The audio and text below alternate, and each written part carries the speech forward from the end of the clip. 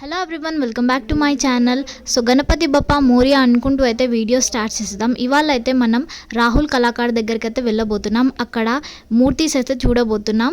Start చేసే ముందు like చేయండి, షేర్ చేయండి, సబ్స్క్రైబ్ చేసుకోండి, కమెంట్ కూడా తప్పకుండా చేయండి. ఈ వీడియోస్ అయితే నేను 2 పార్ట్స్లో చేస్తున్నాను. ఫస్ట్ పార్ట్ ఇది, పార్ట్ 2 అనేది తొందరలోనే అప్లోడ్ చేశాను. లొకేషన్ అనేది నేను డిస్క్రిప్షన్లో అయితే మెన్షన్ చేశాను, అక్కడికి వెళ్ళి మీరు చెక్ చేసుకోండి. So let's start. సో ఇక్కడ వచ్చేసి మన ఫస్ట్ మూర్తి అయితే చూడొచ్చు మీరు. సింపుల్గా మహారాజా టైప్లో అయితే కూర్చొని అయితే మన వినాయకుడు అయితే ఉన్నాడు. చేతులు అయితే గద, ఇంకా బ్యాక్గ్రౌండ్ వచ్చేసి ఒక చైర్ టైప్ అయితే వచ్చింది. చాలా బాగుంది చూడడానికి. ఇప్పుడు మన సెకండ్ మూర్తి చూసేసి మనకి ఇక్కడ శివుని రూపంలో అయితే గణేశుడు అయితే ఉన్నాడు. ఇప్పుడు మనకి ఇక్కడ చూసేస్తే హైట్లో కూడా చాలా పెద్దగా ఉంది మూర్తి. ఇంకా 4 హ్యాండ్స్ తోటి అయితే మనకి వినాయకుడు అయితే ఇక్కడ కనిపిస్తున్నాడు. ఇంకా బ్యాక్గ్రౌండ్ కూడా చాలా సింపుల్గా బాగుంది. ఇప్పుడు మనకి నెక్స్ట్ మూర్తి చూసేస్తే ఇది బొజ్జ గణపయ్య రూపంలో అయితే ఉన్నాడు. చాలా క్యూట్గా అయితే కనిపిస్తుంది ఈ మూర్తిని చూసేస్తే.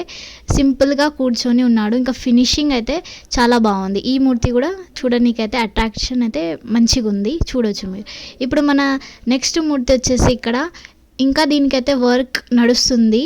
ఇంకా ఫినిషింగ్ అనేది కాలేదు, కలరింగ్ కూడా కాలేదు, కానీ చూడడానికే బాగుంది. చూడొచ్చు మీరు, చాలా హైట్లో అయితే చాలా పెద్దగా ఉంది ఇది.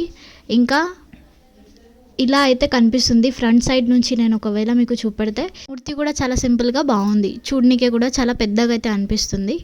సో చూడొచ్చు ఇక్కడ 4 హ్యాండ్స్ కూడా ఇవ్వబడింది ఈ మూర్తికి అయితే.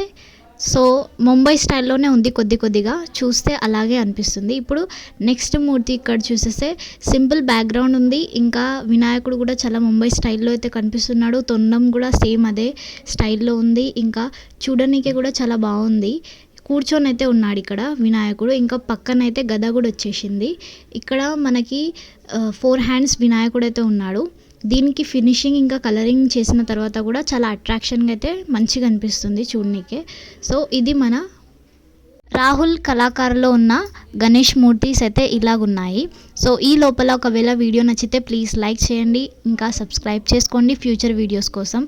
సో ఇప్పుడు మన నెక్స్ట్ మూర్తి ఇక్కడ చూసేస్తే మనకి ఇది కూడా భోలేనాథ్ అవతారంలో అయితే ఉంది. మనకి చాలా సింపుల్గా, ఇంకా ఫినిషింగ్ అయితే సూపర్గా ఉంది.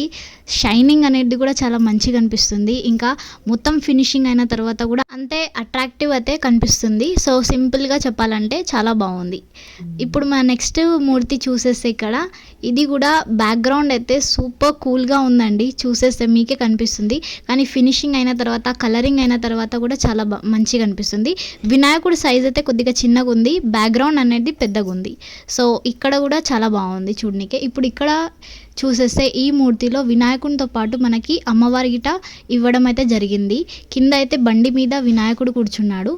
సో పక్కనే మనకి అమ్మవారి గిట చాలా బాగుంది చూడనీకి కూడా. ఇది చాలా పెద్దగా అయితే ఉంది, ఇంకా బ్యూటిఫుల్గా అయితే కనిపిస్తుంది. ఇప్పుడు ఈ మూర్తిని చూసేస్తే వావ్, సూపర్గా అయితే కనిపిస్తుంది. కింద అయితే నందేశ్వరుడు వచ్చాడు మనకి, నంది మీద ఇంకా మనకి వినాయకుడు ఇవ్వడం అయితే జరిగింది. సో అల్టిమేట్లీ చూడడానికి అయితే చాలా పెద్దగా ఉంది. మీరు చూడొచ్చు, టాప్కి అయితే తాకుతుంది ఈ మూర్తి అనేది. కింద నంది అనేది కూడా చాలా పెద్దగా ఉంది. ఇంకా నంది మీద గణేశుడు కూడా చాలా బాగున్నాడు, కూర్చొని అయితే ఉన్నాడు.